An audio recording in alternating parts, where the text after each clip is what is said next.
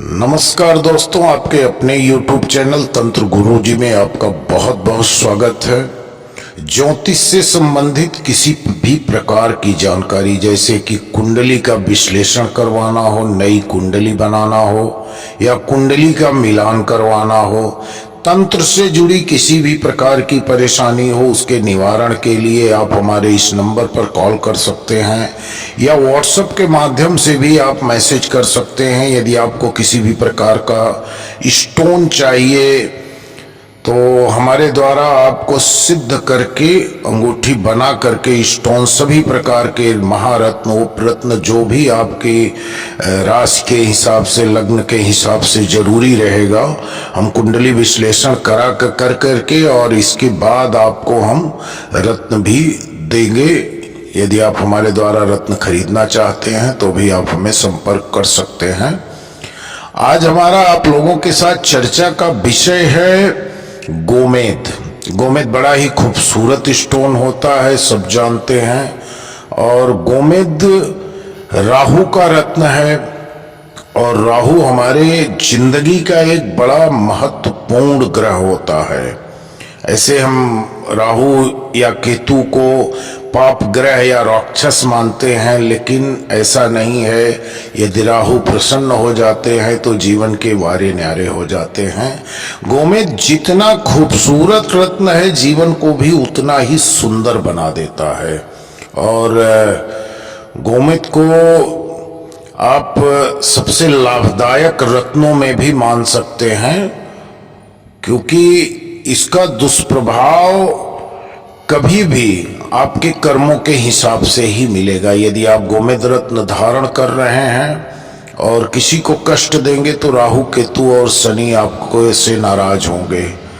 लेकिन ध्यान रखने वाली बात यह है कि गोमेद को बिना विशेष तरीके से कुंडली का विश्लेषण कराए नहीं धारण करना चाहिए, क्योंकि कुंडली के किसी भी भाव में राहु और केतु को स्थान नहीं मिला है। ये अपने आप स्थान बना लेते हैं और ऐसा माना जाता है कि यह रत्न जहां रुके हुए कार्य को पूरा करने का काम करता है, वहीं जीवन के हर क्षेत्र में सफलता देता है।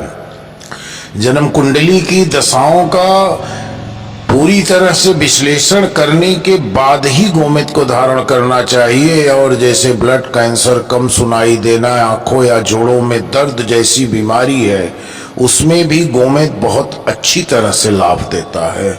और ये चमकदार अपारदर्शी होता है, गहरे भूरे या लाल रंग में अक्सर पाया जाता है। गार्नेट समूह का यह रत्न है और यह मूल रूप से दक्षिण Bharat, Sri Lanka, Brazil, south Africa, Thailand, Australia में ज़्यादातर मिलता है।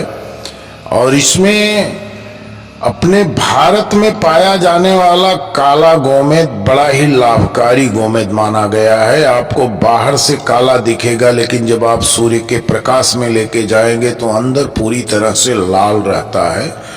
और आजमाया हुआ पत्थर है कि उसका प्रभाव बड़ी तेजी से कार्य करता है। और जैसे कुछ निगेटिव एनर्जी से भी परेशानी हो या आर्थिक स्थिति या प्रमोशन रुका हुआ हो, तो उसके लिए काला गोमेद भी काफी अच्छा माना जाता है। वैसे सबसे बेहतरीन गोमेद श्रीलंका का होता है, लेकिन उसकी कीमत ज्यादा होने की वजह से दक्षिण भारत का गोमेद ज्यादा अच्छा माना गया है उसके बाद। और बाकी जगह के गोमेद में इतना खास प्रभाव नहीं रहता है। और इसे अंग्रेजी में हैसोनाइट कहा जाता है।